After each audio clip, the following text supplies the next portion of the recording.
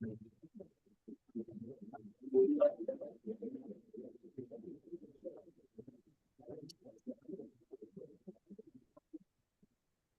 there we go. Welcome, everyone. I'd like to introduce you to our director, Wanda Wright. Hey, everybody. Welcome to this episode of Veteran Voices, continuing our service through civics, brought to you by the Office for Veteran and Military Academic Engagement. I'm Wanda Wright, the director of OVMPE, and today we're excited to dive into a conversation about veterans' ongoing contributions to civic life. Veterans often continue to serve after their military careers because the values instilled during their time in service, such as duty, leadership, and commitment to the greater good, remain deeply ingrained. Many veterans feel a strong sense of responsibility to their communities, finding new ways to contribute through civic engagement, volunteerism, and public service. Their unique experiences in the military, often centered around teamwork, problem solving, and resilience, equip them to take on leadership roles in civilian life. For many, service is a lifelong calling driven by the desire to continue making a positive impact even after military duty ends. So joining us today is Frank Mons, who will be our moderator for the panel.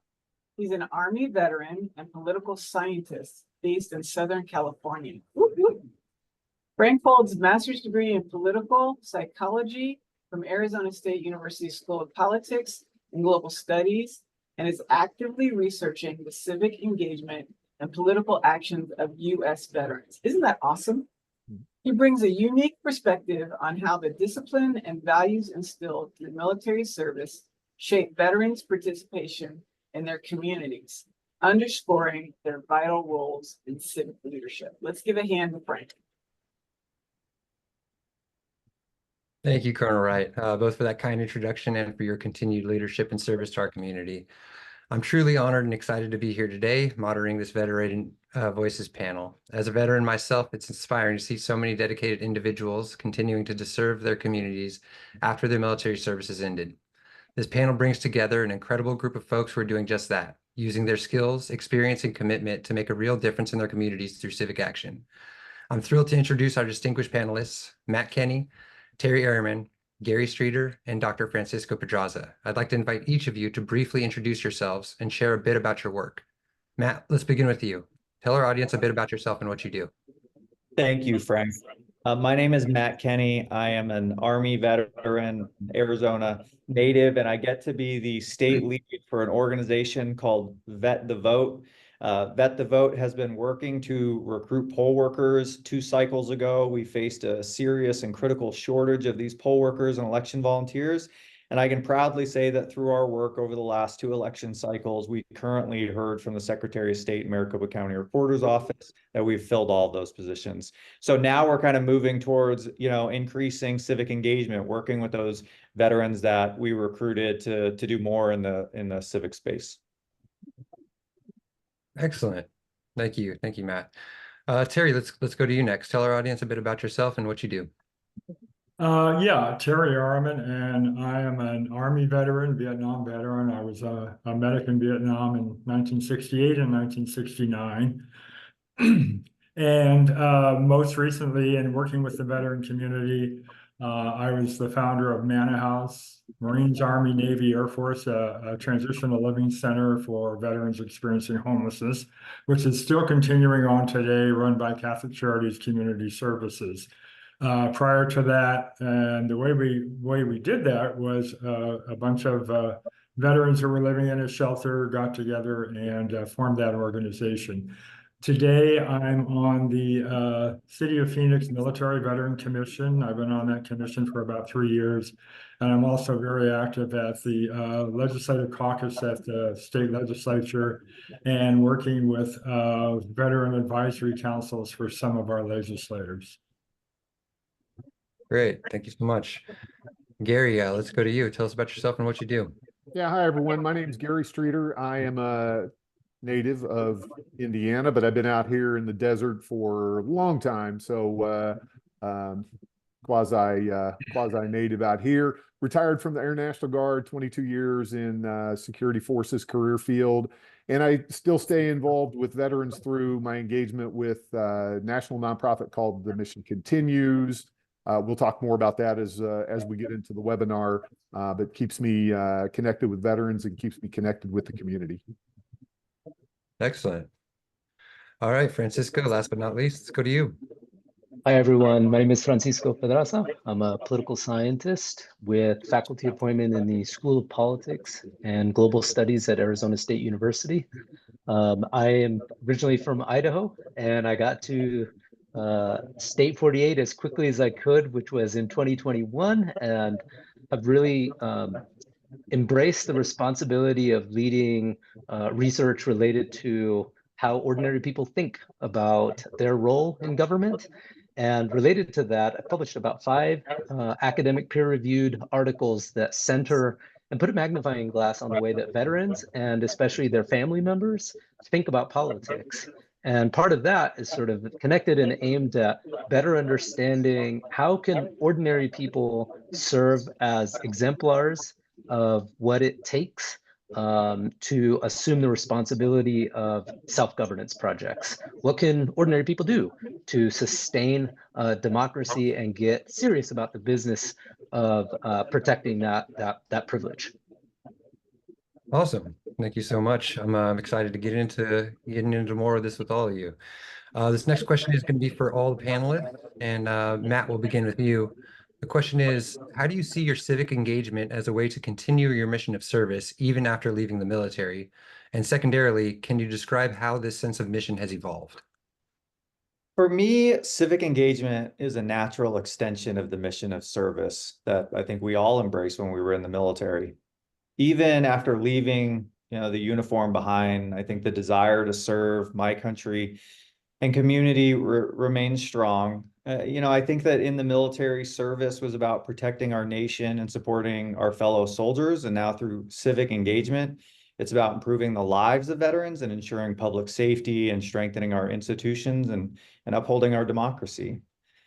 As I think about the sense of mission, I think it's evolved, from some of us were doing things on the battlefield to finding ways to make a lasting impact at home through our communities and through the government too. Whether it's advocating for better VA care, working on election integrity, serving as a poll worker like what we're working on with my organization, I think our service continues in that way. Good answer. Thank you. All right, Terry, let's go to you. And if you need me to read the question, I'm more than happy to. I'm, right on board with Matt. One of the things that I tell people when I get asked the question, why are so many veterans involved in volunteer work and community service, is I think once you've answered that call to serve, it stays with you for the rest of your life. So I think there's probably a very high percentage of veterans who spend some time in their lifetimes doing volunteer work within the community or getting engaged in civic issues related to the community. And I think that's a very healthy thing, not only for the community, but also for the veterans that engage in those activities. One of the things that we did when I was running Manor House is we had some key values, and one of those key values was volunteerism. So we encouraged our members, our residents, to get out into the community and volunteer. And not only is it good for the community, but it's also good for the veterans, especially I've found those who are experiencing post-traumatic stress disorder, moral injury, those kinds of things, and if your life is sort of fallen apart and you're sort of trying to pull things back together, it can be a good shot in the arm of self-esteem to get out into the community and actually give back and realize that you still have something to give. The way it's changed for me over time is after I retired from a 20-year corporate job, I went out and did volunteer work at the Human Services campus, now called Keys to Change. I'm on the board of directors there currently. And over time, it evolved into a position where I was more and more focusing on veterans. At that time, we had a huge population of veterans in the Phoenix area, in Maricopa County, and in one building called the Overflow Shelter, about 80 veterans were in there at that time. We've made some real progress in reducing veteran homelessness, although unfortunately it's on the uptick again. But so over time, I have spent more and more time in the veteran community, and now I'm on boards of directors and veteran advisory councils. As I've gotten older, there are some things I can't do as well as I could in the past, but I still encourage other veterans to get out into the community. And I'm glad to see somebody here from Mission Continues, because I think organizations like Red, White, and Blue, Mission Continues, are great for veterans, especially the younger veterans, to get involved in, because they want to know that what they're doing has some impact in the community. Absolutely, well said. All right, Gary, let's go to you. How do you see your civic engagement as a way to continue your mission of service even after leaving the military? And can you describe how this sense of mission has evolved? Yeah, so for me, I retired from the Air National Guard in 2008, and I had over the years been involved in a variety of different community service projects, and around 2015, I was going through second divorce. My second wife and I had separated. We'd sold our house. I'd moved into apartments, so a lot of stuff going on in life, and not uncoincidentally, I was feeling this strong desire to get back out in the community. I'm retired from the adult probation department too. So we were all about supervising the community, getting out and doing community service projects. But I was feeling this strong urge to get back out in the community, and I wanted to work with veterans. And I came across an article in the newspaper. Yes, I'm a newspaper reader. Used to be. I don't read it anymore, but for a long time I was. And there was an article about the Mission Continues, and they had just locally done a project with Habitat for Humanity. And I immediately knew that that's what I was looking for. And so I did what everybody does. I got on the internet and said, "Dear Internet, tell me about the Mission Continues."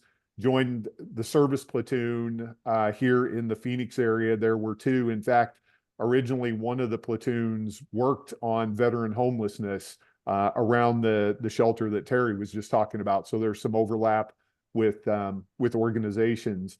And I've loved, that's been 9 years ago that I got involved with the Mission Continues. And it's evolved. I originally joined as a volunteer member, come out and do whatever needed to be done. My platoon leader, so we're organized in service platoons in around 40 cities across the country. And my platoon leader then, phenomenal guy, Army veteran, he and I are great friends to this day. I said, "Hey man, I'd like to eventually do more in terms of leadership." And so he really took me under his wing. We used to have squad leader positions, so I eventually became the resource squad leader. And then 3 years ago, I became platoon leader. So my involvement has continued to evolve. And then the beautiful part is finding people who also want to volunteer, which we'll talk more about later, but also be involved in leadership and develop our leadership team, and then have succession because I can't be platoon leader forever. They won't let me. Although I might be if they would let me, but to have succession and find leaders who want to continue, who want to grow and learn and develop and make a difference as well. So it's been super powerful for me just in all realms. Yeah, that sounds wonderful. All right, Francisco, let's move on to you. Based on your research, how do political attitudes among veterans differ from the general population? And how might these differences influence veterans' civic engagement? Great question, Frank. I'll be to the point here in saying that by and large, veterans are a whole lot alike their civilian counterparts in their political attitudes. We do observe, however, some finer differences in things like partisanship and political ideology and a selection of public policy matters. But there isn't a ton of evidence that says when we look at veterans, they're extremely different from the general public. I want to highlight the importance of some of those differences that we see, especially with respect to the value and the importance of civic engagement. We do see that veterans think about things like voting as a sense of duty as opposed to seeing this as a privilege. And we also see that service sort of commitments and values that have been mentioned already, they translate into slightly higher levels of electoral and non-electoral forms of participation. So for example, some key figures to keep in mind here, national surveys of Americans show that when you parse out veterans, we do observe just a bit more likeliness to report attending public meetings, especially of civic organizations, putting up a political sign in your yard, volunteering for political campaigns, attending demonstrations and marches, contacting elected officials, and even donating blood.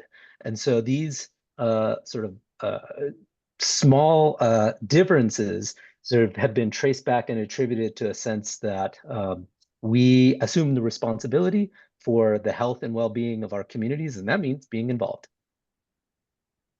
Excellent. Excellent. That's it's really, really interesting.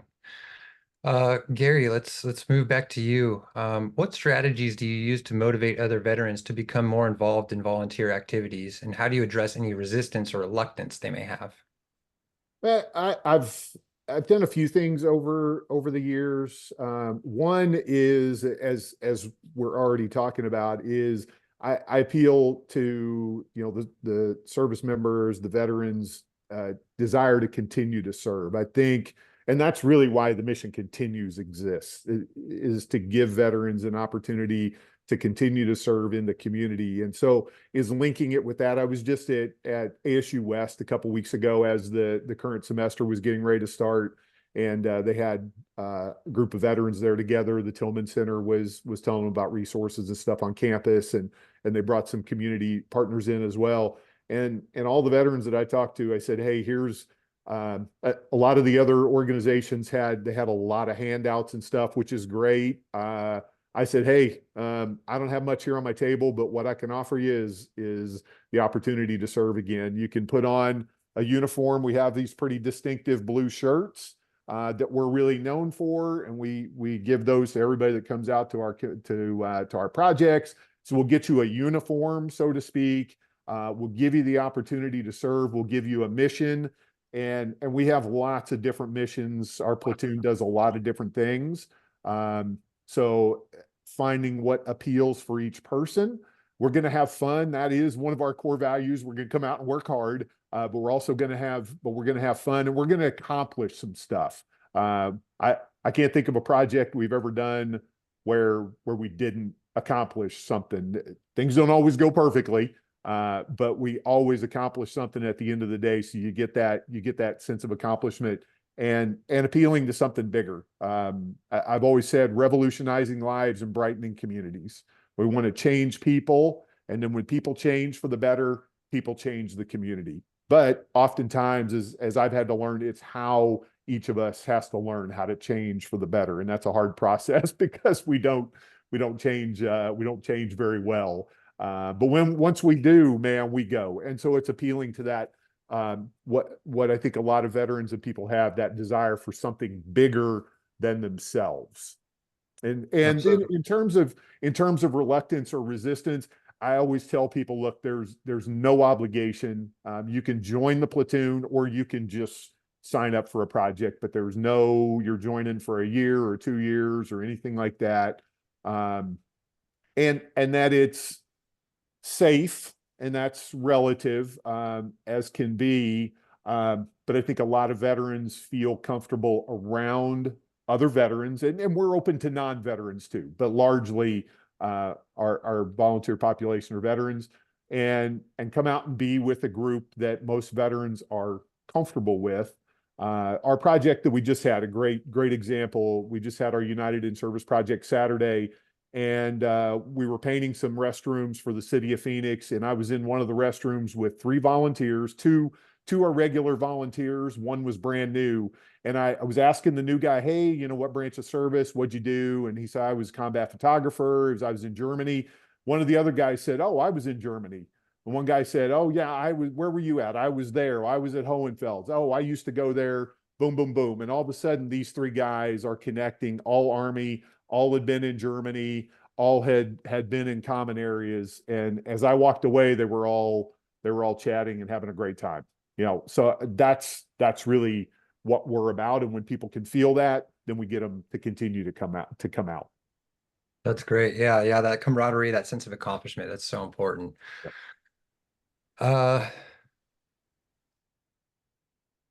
Terry, let's move on to you. Can you share a time with you when your involvement in a veteran legislative caucus led to a significant policy change, and what were the challenges and successes of that process?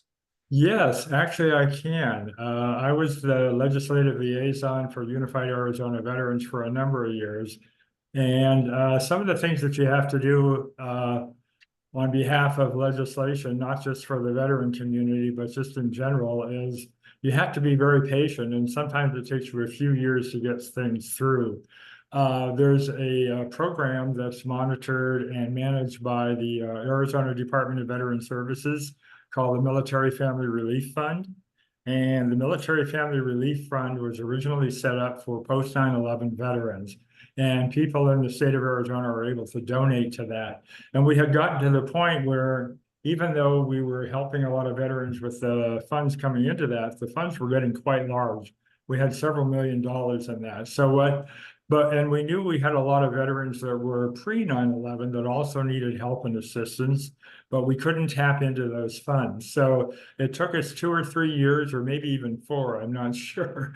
But we finally got the legislation through to establish the pre 9/11 Military Family Relief Fund, so we could also help that generation of veterans. And that would go all the way back to Vietnam and before that. So that was one of the accomplishments. Another one is, and both of these I'm sure Director Wright will know a lot about. The other one is our state of Arizona, the Arizona Department of Veteran Services, was really doing an excellent job in terms of their veteran benefits counselors, but they were woefully understaffed in terms of the amount of veterans that we have in the state that need help.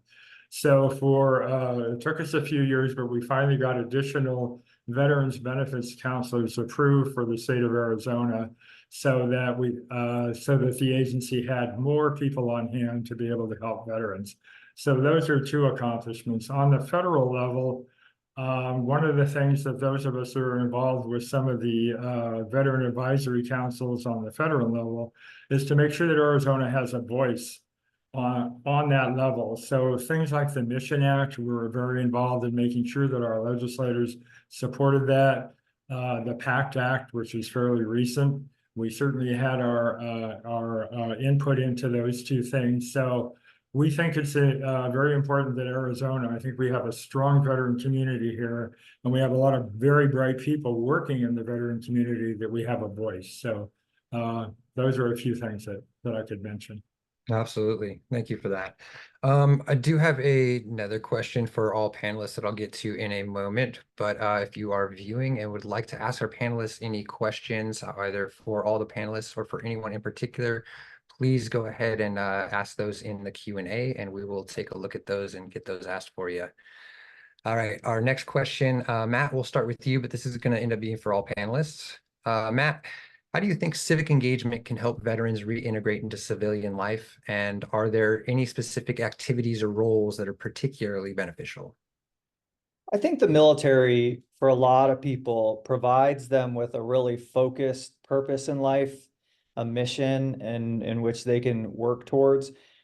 I've heard a lot of times from my fellow veterans who are transitioning out, sometimes a sense of a loss of purpose too. So when you get yourself back civically involved too, I think that it's an opportunity to look at the different areas that you could contribute in society too, and identify like, what is my role? I think that it also helps you identify specific strengths that you had and that you can take from the military and translate into civilian life and hone those skills.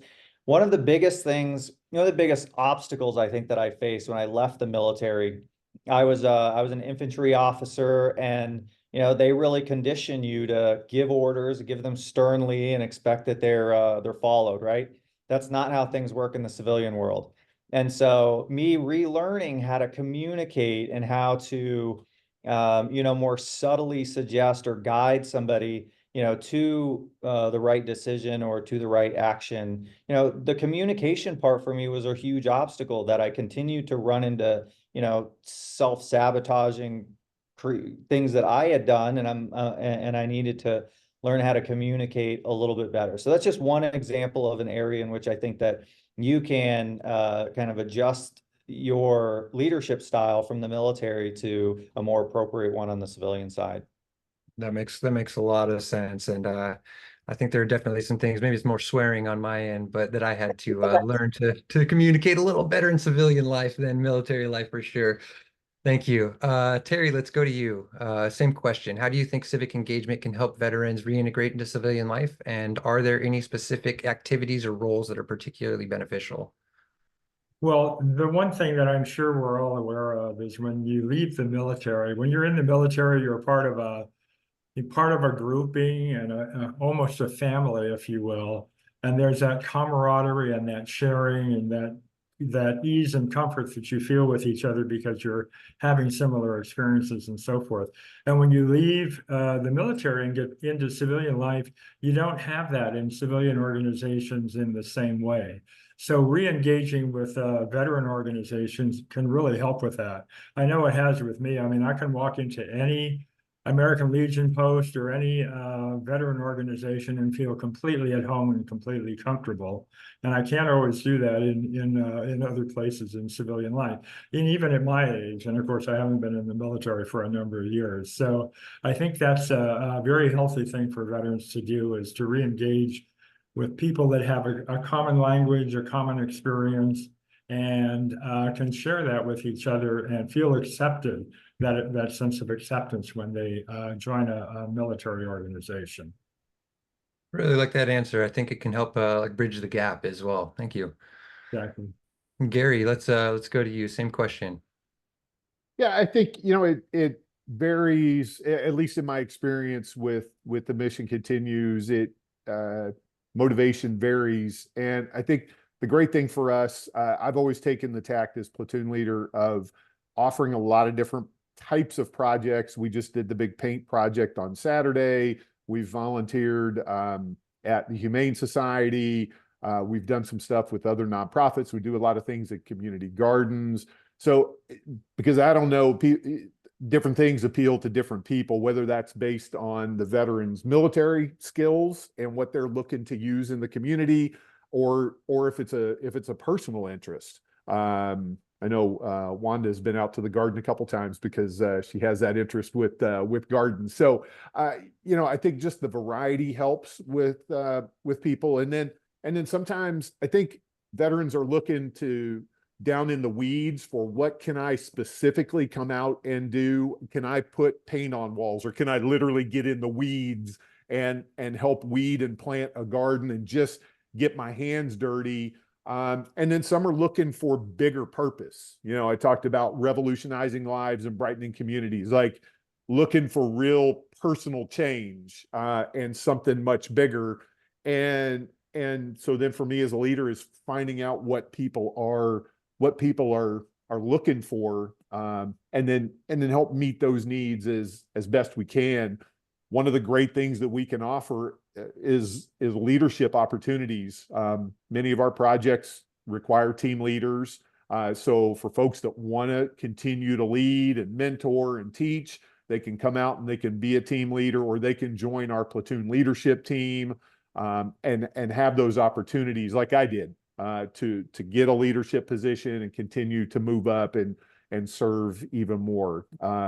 And so I think, it's just getting folks out, and then they can find what really fits with them and what really motivates them and moves them. Absolutely. I like that a lot. The different, variation, I guess, it makes a lot of sense because we aren't, as a group of veterans, we aren't a monolith. Thank you. Francisco, let's go to you. How do you think civic engagement can help veterans reintegrate into civilian life? And do you think there are any specific activities or roles that are particularly beneficial? I'll keep mine short. I think there is a lot of value that comes in engagement in between electoral cycles. there's a lot of emphasis that gets placed on mobilizing people to register and to turn out the vote.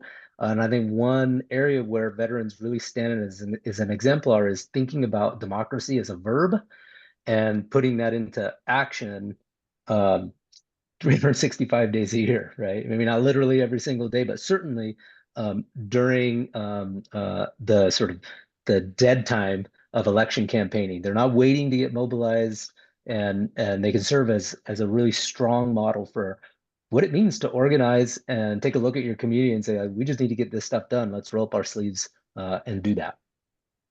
Absolutely, absolutely.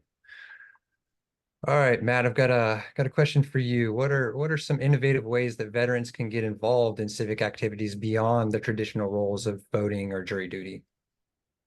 Well, I think I really appreciate this question. It's perfect for us in Vet the Vote. That's really what we were asking ourselves when we put this organization and this initiative together. Through our organization, we're working on poll workers. Poll workers are critical to the execution of our elections. But I think that there are lots of other ways, whether it's political or non-political. I think that there's a variety of organizations out there. And if there's not an organization out there for you to participate in, like the Mission Continues, you can create one on your own if you see a need. On the political side, or I think on the government side, I think that there's a lot of organizations that, try to advance veteran causes. That's what brought me into it. I had just gotten off active duty late in 2013, and by the spring of 2014, there was what they called a scandal at the Phoenix VA, but it really, I think, just highlighted, some of the reforms that we could be advocating for. I bring that up because that's more, I think, on the political side or the government side. You can get involved in advocacy organizations. A really great example of that is the Veteran Legislative Caucus and the organization that Terry has worked with. That is kind of the statewide veteran advocacy group that we have here.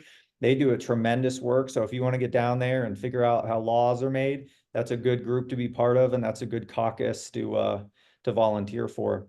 I think that there's a spectrum of different ways that veterans can get themselves involved. And I think part of that is figuring out where your strengths are, what your interests are as well. I think it's super fascinating and would love to just learn more about Frank and Francisco and sort of the professional work that they're doing in the data and the statistics that they're learning about the veteran community. Those are things that I think I'd be personally interested in. So like I said, I think it's a broad spectrum of different opportunities. I think you just need to get out there and take that first step, and you'll find what fits you. Absolutely. And we'll definitely have to touch base after this around that. I'd like to take a quick chance right now to let our attendees know that we're going to be posting up a poll question on voter registration shortly. If you can please respond to that, that would be great. And I will give everybody a little bit of time to go ahead and do that.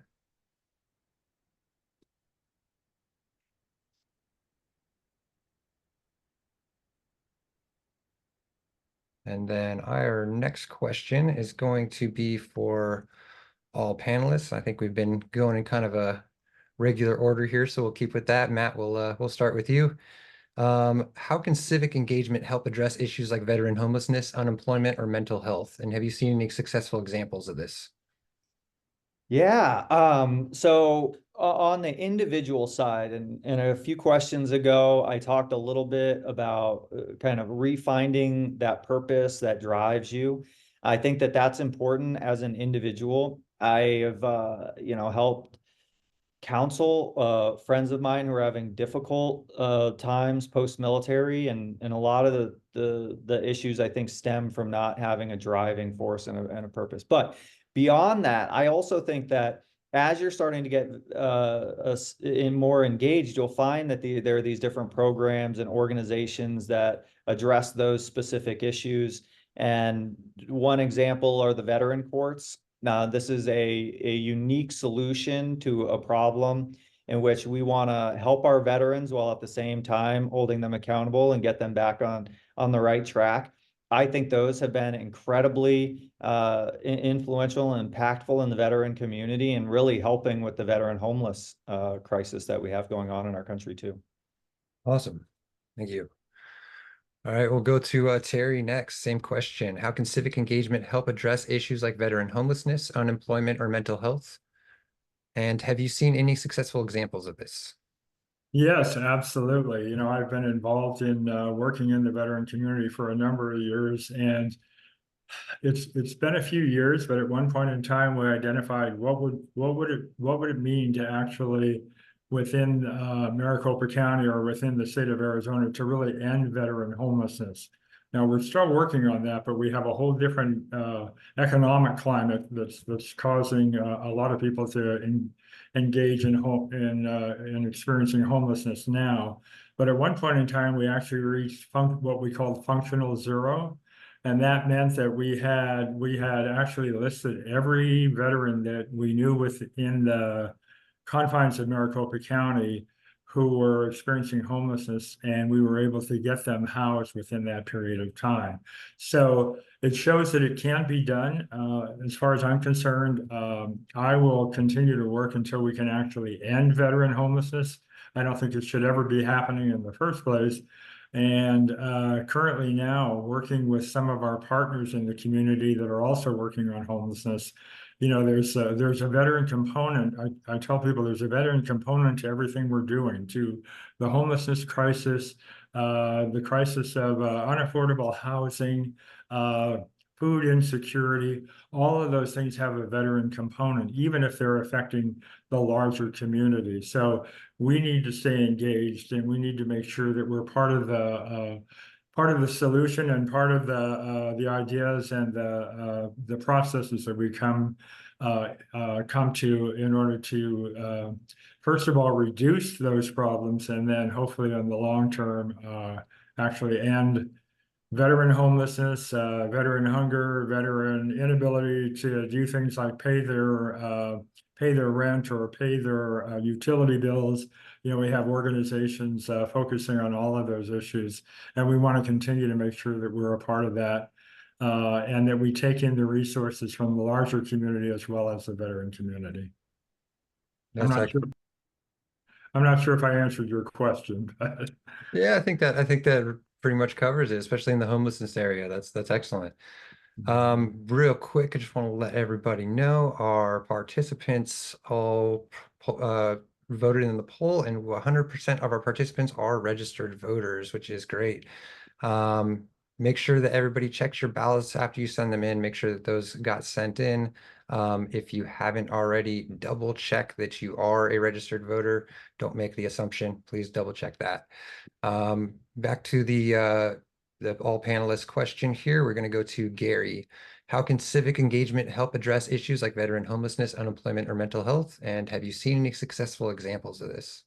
Yeah, I'll speak to the mental health and emotional health aspect of it. And my gut feeling, and I'm a little biased because I love what we do with the Mission Continues and what the other veteran service organizations do as well. Terry mentioned Team Red, White, and Blue, Wounded Warrior Project, Team Rubicon.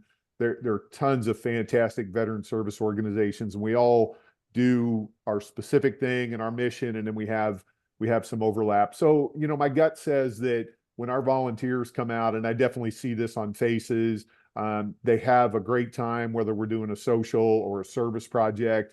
But I can think of 3 people, and I won't mention names, but I know specifically that what we do and what we offer has had a huge impact on them in terms of their mental and emotional health. One of our volunteers I met doing a joint project with Team Red, White, and Blue, and they do a lot of physical health related running, cycling, biking, hiking kinds of things. And we've done some crossover projects with them. And one of their volunteers I met just has an incredibly moving story. And really Team Red, White, and Blue, and big shout out to them. And he will tell you, they really helped save his life. The place that he was at a couple years ago, he found out about Team Red, White, and Blue and became involved with them. And then subsequently, he and I met on a joint project, and he loved what we're doing. And so he's come out and regularly volunteered with us. And I know just from talking to him, I just saw him this past weekend, that what we offer and what we do has had a huge impact on how he sees life. And I know a few other of our veteran volunteers have had the same thing. And man, that for me as a fellow volunteer and fellow veteran and platoon leader, it doesn't get any better than that. Putting paint on walls and, you know, building things, that's fantastic. But man, when we can make a difference, or another VSO can make a difference on that level, that's the money right there. Absolutely. Absolutely. Thank you. Francisco, let's go to you. And I'm going to ask, are there any trends or shifts in how younger veterans view civic engagement compared to older generations? And what implications does this have for the future of veteran involvement in civic life, if so? Yeah, sure. There are a couple of key trends, and they mostly have to do with generational slash differences in theaters of war. So, veterans, like ordinary people, are engaged with the political environment, and they're shaped by that political environment that they're experiencing. And so, research comparing veterans across theaters of conflict, and some that I'm glad this is something that Terry had brought up, pre versus post 9/11 veterans, really reveal some pretty important differences that speak to this, the importance of civic engagement, and like why is this important, and what can civic engagement do to help solve problems. So I'll briefly state that policymakers can only respond to the things that are on the agenda, and they certainly play a role in this, but so does the public. The public can elevate what is important, and that can determine then what are the things that we discuss, and that has implications then for what are we prioritizing and what are the solutions then that we're going to implement. I hinted at this difference between pre and post 9/11. For instance, recent surveys of veterans teach us that more than double, this is about 47% of post 9/11 veterans tell us that readjusting to civilian life was difficult. In contrast, about 21%, that is about 1 in 5 of pre 9/11 veteran cohorts. And that tells us some really important information about what people need. And drawing then from what those needs are, we can begin to craft, well, what's in the interest. And that then informs what are the right policies that we want to spend time crafting and targeting, so that we're prioritizing the policy that we're advancing in a way that matches up with what people actually need. Got it. That makes sense. All right, our next question is going to be for all panelists. We will go in our typical order here. So Matt, we'll start with you. And that question is, what role do mentorship and peer support play in encouraging veterans to take on civic responsibilities, and how can these networks be strengthened? Well, I'll start by sharing my story. When I had first gotten off of active duty, I had attended a networking event and ran into a prior instructor of mine when I was on active duty. We reconnected. I found out about the civic engagement that he was participating in, and it encouraged me to do the same. I bring that up because I think that mentorship plays an incredible role in how we can earn trust from veterans and get them more civically involved. I think when they see other veterans getting involved in issues like VA care, mental health, or benefits access, I think it makes it more likely that they'll get involved too. It becomes potentially more of a movement to try to make positive change in the community. Makes a lot of sense. All right, moving on to Terry. What role do mentorship and peer support play in encouraging veterans to take on civic responsibilities, and how can these networks be strengthened? This is an area where I think veterans really excel with each other, because if they get engaged with another veteran, I know this happened to me. I was working with a veteran over at the homeless campus. He actually worked for the VA at that time. And he really encouraged me to get involved in veteran issues and so forth. And the thing I like about veterans is, it's probably, I don't know, if you were a psychologist or a psychiatrist or whatever, you might not like the kind of methods that we have with each other, but sometimes we do things like, you need to get up off of your butt and get out there and get something done, okay? Or I'm going to kick you in the ass if you don't get out there and start doing something and stop sitting around feeling sorry for each other, for yourself. So I think those kind of methods work from veteran to veteran, and I see a lot of that going on. It's encouragement, but it's a little bit stronger than sometimes some of the kinds of things we engage in the non-veteran community. So I think that's really, but also, you know, it's not just a matter of encouraging veterans to get involved, but it's also offering the support in how to do that and how to make that successful. And also being there as sort of a resource when you've got questions and answers and those kinds of things that you need to have more information about in order to be successful at what you're doing. Because one of the things with veterans, when we are involved in these kinds of projects, we want to see the results of what we're doing, and we don't always know how to do everything. So being able to tap into some of the older veterans or some of those that have been engaged more in civic engagement for a longer period of time can really help with those questions and answers, and how do we make this successful? Utilize the experience of others. I like that. All right.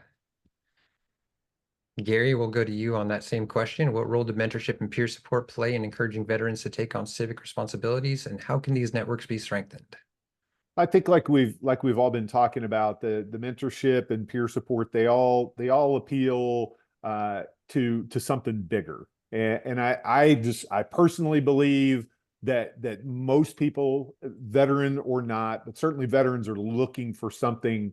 We're looking for something bigger than ourselves. And I think, you know, however people come out individually and make a difference, that's fantastic. And as we've been talking about, there's many ways to do that for us with our projects. People can come out and get their hands dirty. They can paint, they can build stuff. But then they can also make an impact on others. We had a couple of months ago at a garden project, I was talking with two of our volunteers, and I just casually mentioned, hey, Silvio was in the Army as well, because I knew both of them had served in the Army.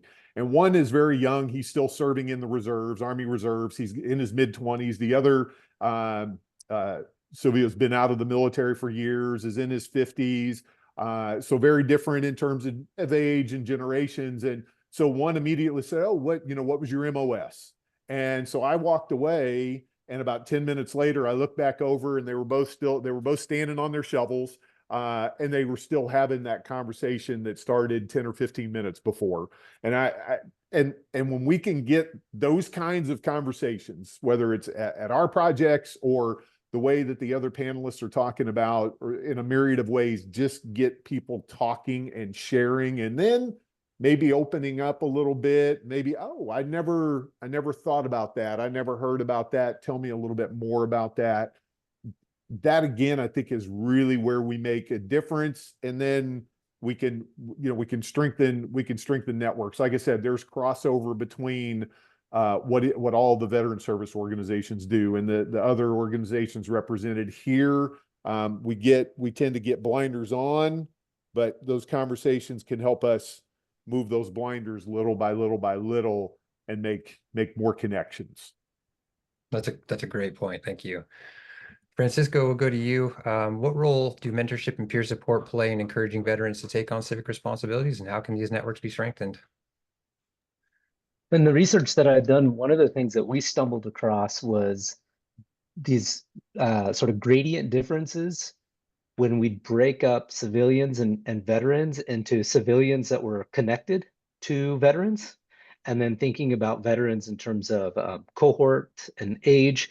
And that was really useful, because what it revealed to us was that veterans across a host of public policy attitudes and political dispositions serve as exemplars.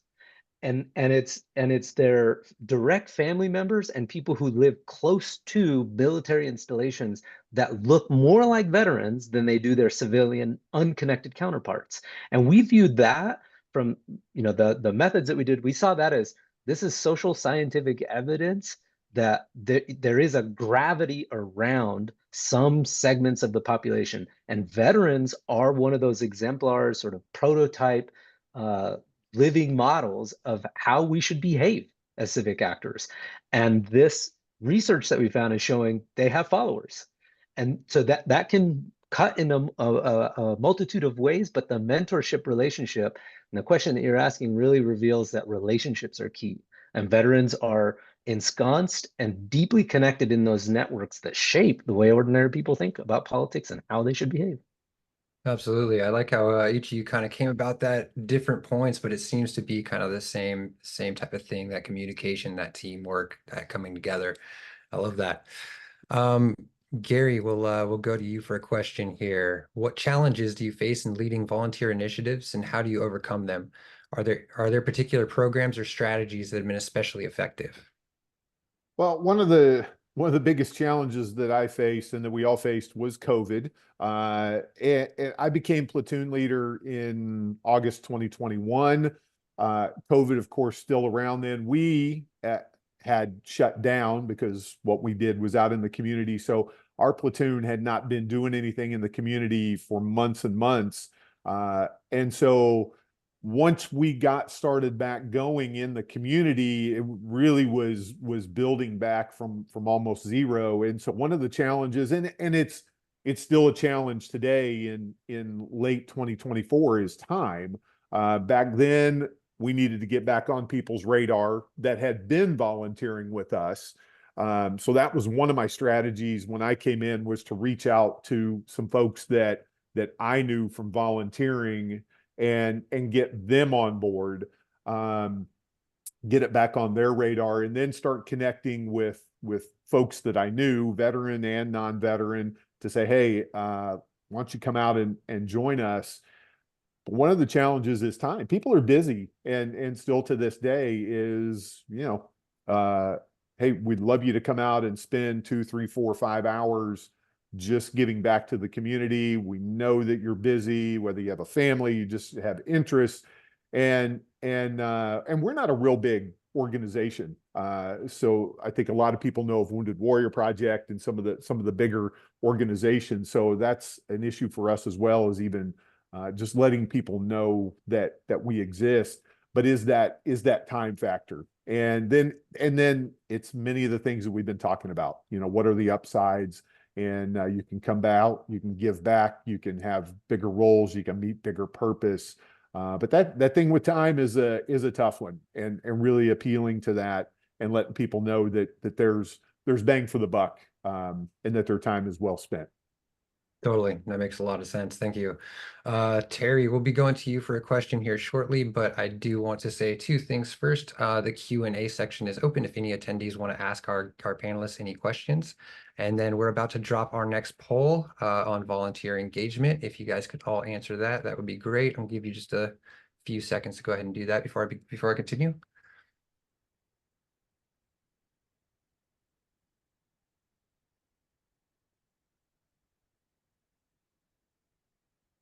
All right, and then Terry, we're going to go to you with this next question. How do you engage with non-veteran communities to ensure that veterans' voices are heard in broader civic discussions? And can you provide examples of successful collaborations? Yes, and I think it's absolutely essential that we get out there and engage with other organizations that are doing civic work and also supportive work for those people in need and so forth, because veterans, quite frankly, when you get involved with some of these other organizations, you have a level of credibility that was surprising to me, especially being a Vietnam veteran and remembering when those of us that came back from Vietnam were sort of shunned by the general society, but that has changed tremendously. So when you as a veteran walk into a non-veteran organization, for instance, I work with the Human Services Campus, Keys to Change. My veteran voice on there is absolutely treasured, if you will, and they really like having my opinions and knowing how the kinds of decisions they're making are affecting the veteran community. Another example would be, I'm also on the board of directors for Brideway Institute. They do dental work for people experiencing homelessness, disadvantaged children, and also veterans. So by being a part of that organization, even though it's not strictly a veteran organization, we can make sure that they understand the needs for veterans, because as we all know, the VA does not take care of all the dental needs that veterans have. So having other organizations and being a part of that and being able to engage them to work with veterans in our community is important. And you'll find if you do engage with the non-veteran organizations that they'll welcome you with open arms and really appreciate your opinions and your ideas on how to work with some of these issues. Excellent. Thank you for that. We're going to go to Colonel Wright for a moment. I believe she has a question. There's not a question, it's a comment. Okay. Thanks. From Cheryl Smith, who's in our audience. She says, I served in the Army Nurse Corps from 1974 to 1996 and have been a Red Cross volunteer since 1974. I also teach nursing at ASU. Another wonderful volunteer opportunity is the Red Cross services to armed forces. I have been educating healthcare providers and veterans about health risk related to military exposures. She says, thank you for your service to all veterans. Dr. Cheryl Smith. Thank you for that, Cheryl. Appreciate that. It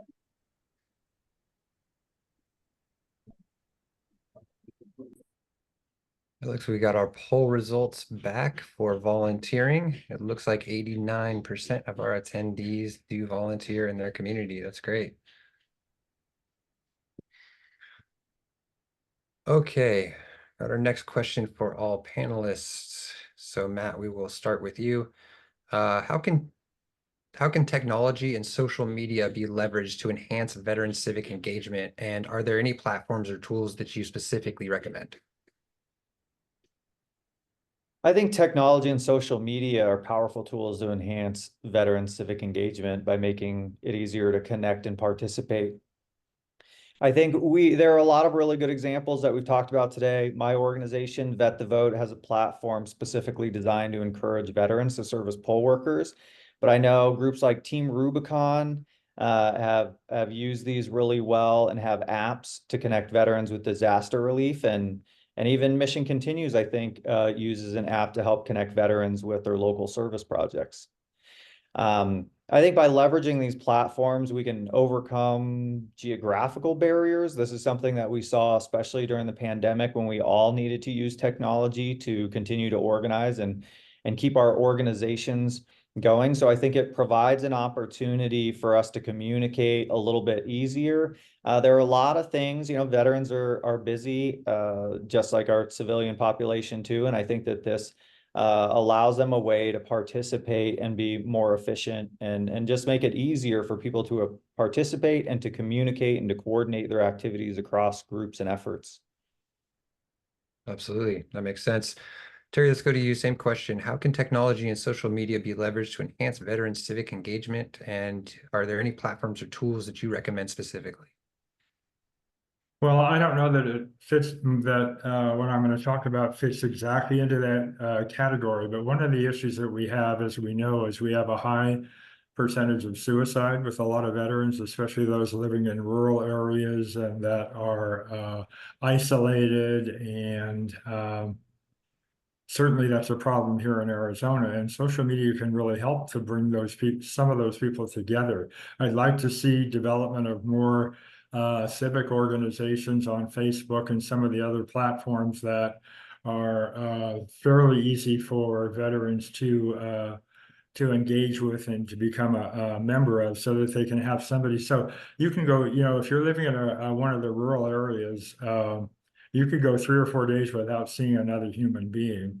But if you can hop on to one of the social media platforms and engage with some of the people, maybe some of those veterans that you've known from other parts of your life, or make some new friendships and so forth, I think it can really help in that regard. So a little bit different from the question that you asked, but I think it's something that we should start to pay a little bit more attention to, because it's definitely a problem, and it's going to continue to be as we have an aging population of veterans. And we have a lot of veterans, especially here in Arizona, that are isolated in those rural areas. And it's a way to break through the isolation.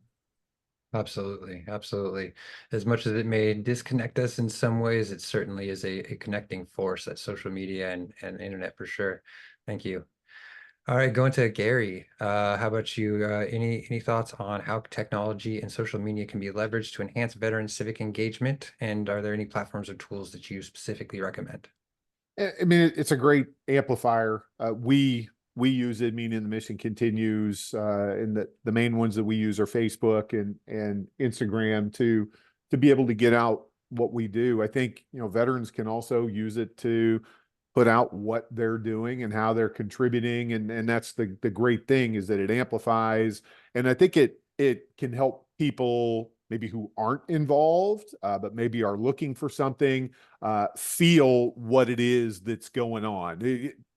And technology is not my thing. That's why we have people that can really use social media, but can be super creative with it and really help people feel what went on at a project or a social, rather than maybe just seeing some pictures or seeing some words.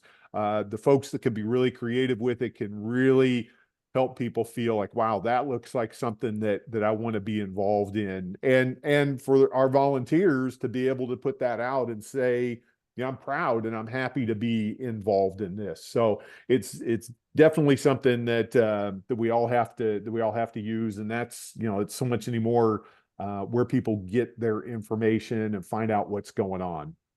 Yeah, technology as a force multiplier. I like that. Francisco, let's go to you. Do you have anything to add on to technology and social media being leveraged to enhance veteran civic engagement? Yeah, I just want to put a fine point on some of the comments that have already been raised, which is that technology means accessibility. And disability, when I think about disability, I think about it as being concentrated among the warrior class. And so this technology means that doors to relationship building and teamwork stay open. And I'll also add that it also offers alignment with a lot of skills that many 21st century veterans developed while in service.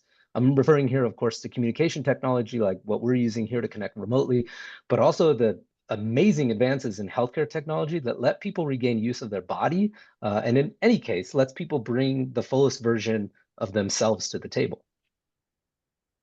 Absolutely, that's a great point.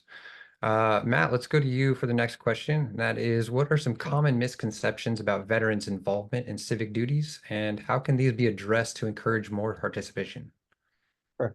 I think one of the common misconceptions out there is that, veterans are done serving once they leave the military. And I just don't think that that's true. I think that veterans hold on to a strong sense of duty and a desire to continue serving in their communities. I think that they're probably just unaware of the variety of ways to get involved. And so I think that we can continue to encourage them to do that. I think it's okay to reach out to your veterans and see if they're interested in volunteering for an event or an organization. And I think that you'll see a lot more veteran participation the more people that we have reaching out to them. Thank you. Yeah, that makes a lot of sense. Francisco, let's go to you for the next one. And that question is, how does the political landscape influence veterans' decisions to engage in civic activities?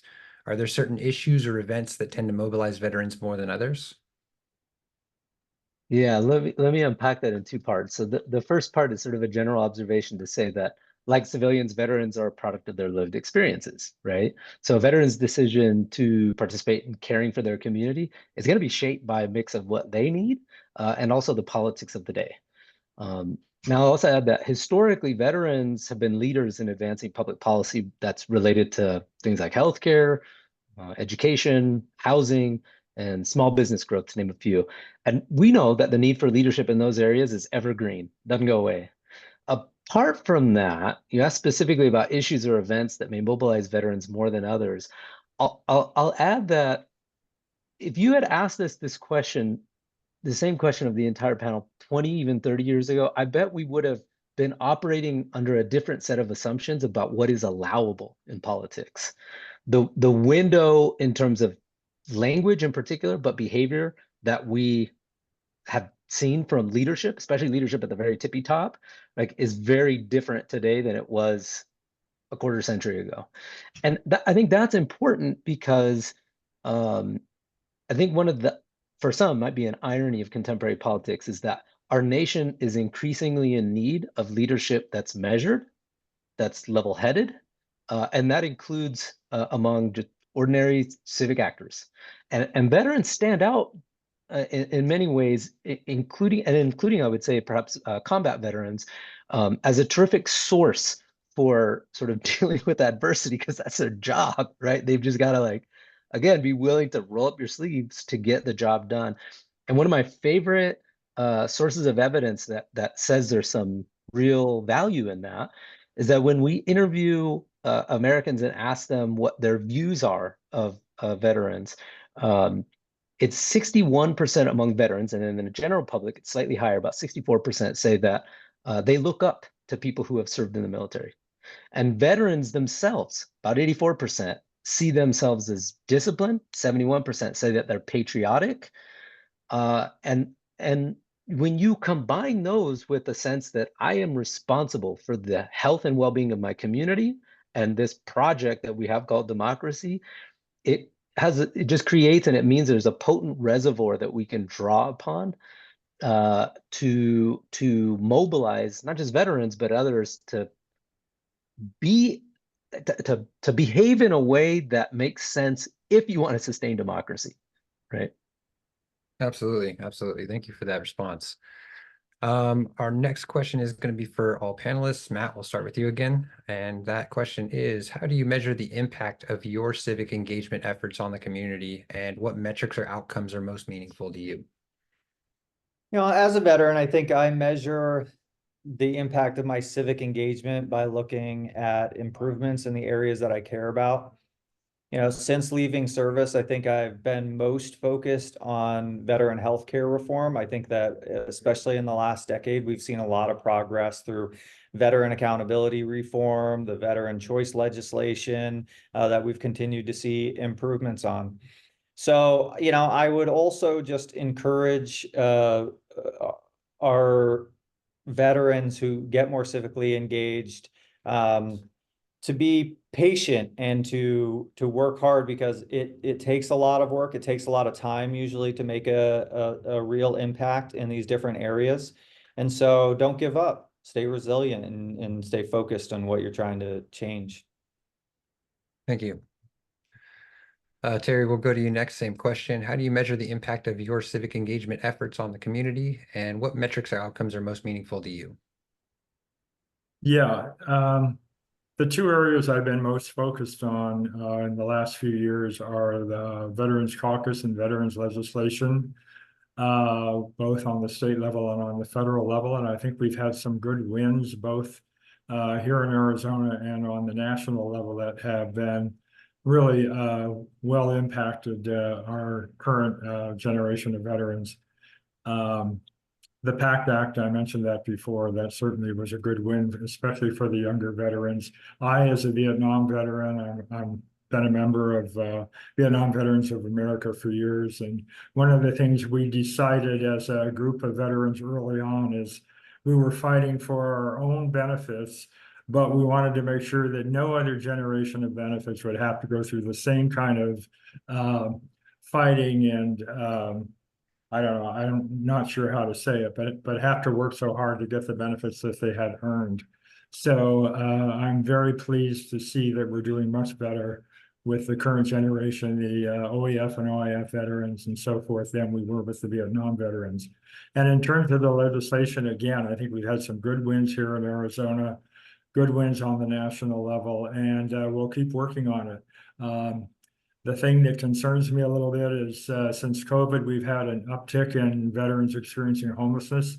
That's part of a national trend, not just for veterans, but for people in general, having to do with the unaffordable housing crisis. So we're going to continue to work on that. We're not done yet. And as long as we're still around and we're still on two legs, we'll continue to fight for what veterans deserve. That's amazing. Thank you. Gary, we'll go to you. How do you measure the impact of your civic engagement efforts on the community, and what metrics or outcomes are most meaningful to you? I think for me, as the platoon leader here on the local level, the three main things that I look at the end of a project or a social are, you know, did we complete the mission? Whatever our mission was for that day, to paint X buildings or plant or whatever it was, did we meet the mission? Is our community partner happy? We work with a variety of community partners. At the end of the project, are they happy with what we did? And then the third, do our volunteers seem happy and satisfied with in general with what went on? If we've met all those three things, then for me that's what it's all about. Now, on a bigger organizational level, as a platoon leader, I have to report up the chain of command. What did we accomplish? How many bags of trash did we collect? How much did we paint? So on and so forth. And that gets compiled on up in terms of real metrics. And those are important so that the organization can report specifically what got accomplished. For me on the ground, it's about seeing smiles on faces and what looked like happy hearts, and maybe some sweat and some dirt and some paint. If people are pretty covered in those, and I think we're doing a pretty darn good job. Absolutely. Thank you for your answer.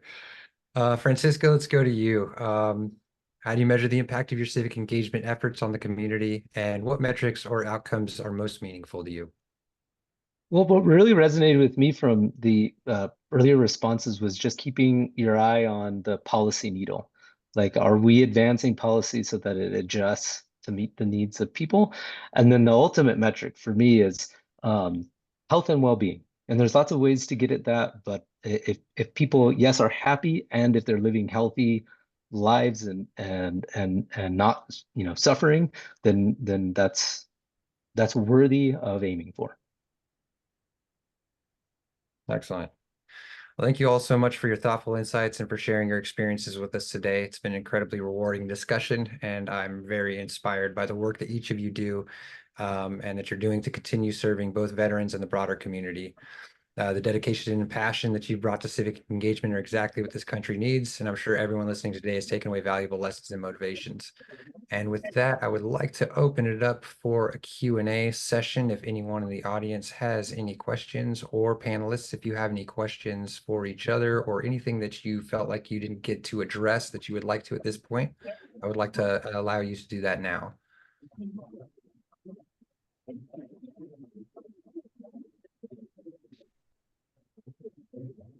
We all good? All right. Well, in that case, I want to extend a heartfelt thank you to our panelists, Matt, Terry, Gary, and Francisco. Thank you guys so much. Your perspectives have made this conversation rich and impactful, and I'm grateful for your time and contributions. And with that, I will hand things back over to Colonel Wright. Colonel, the floor is yours. Thanks, Frank. Thanks, you guys. This is really great. Just so everybody knows, we did invite Jessica Rosa. She had to bow out at the very last minute for work. And so we want to just let people know we have a diverse panel. We had a diverse panel. She wasn't able to show up. So I'd like to put the challenge out now for our audience and for all of you, of course.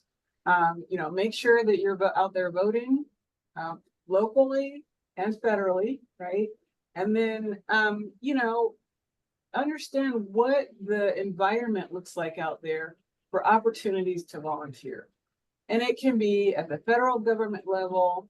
It can be at the state level. We have 3 state veteran homes that are across the state that they're always looking for volunteers. And then keep abreast of, legislative language that's trying to be passed within the state and the federal government, and pay attention to these things and be committed to letting people hear your voice about them. And I think if we all can do that, then we'll be in a pretty good spot. So thanks again to everyone for participating, and our audience for coming to us tonight. And hopefully you guys have a great night and a great rest of your week. Wanda, one person asked if we could get some contact information from the panelists and guests. If anybody wants to throw it in the chat, or I can share it out with everybody if you are welcome for that, so that people can get a hold of any of them so they can volunteer or ask questions to them directly. So that's great. Does anybody want to share your email, and I can throw it in the chat? We can open it up to everybody. Let me see. I just wanted to say really quickly, thank you for ending in time so we can all get to the presidential. Yeah, we were thinking about that. I think that's part of your civic duty too, right? listening to what the lecture, potential, oh my gosh, have to say so that you can make a good decision. All right, so Stacy looks like she's putting contact information in the chat for anybody who needs it.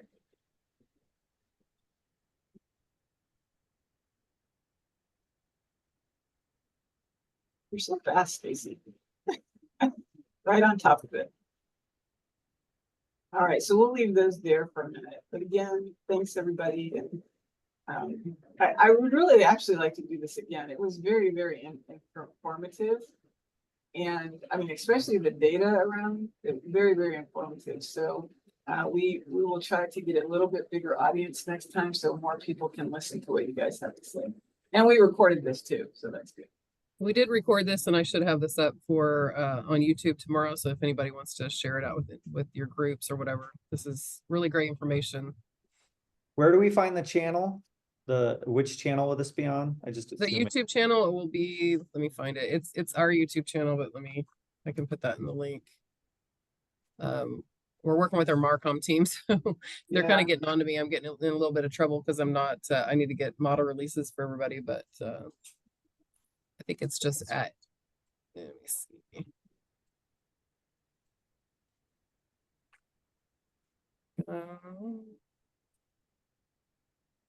And our audience says to the panels, thank you. That's in all the Q&As. Oh, sorry, I did the wrong link. Here's the YouTube channel. So this has got, if anybody's interested, there's anything that we do, normally we record it. So we have previous ones, Veterans Voices on extending GI Bill benefits and women veteran programs. There's a lot of different videos on here. All right. Well, okay. All right. See you guys later. All Thank right, you. Thank you all. everybody. Thank you so much. We really appreciate you. Thanks.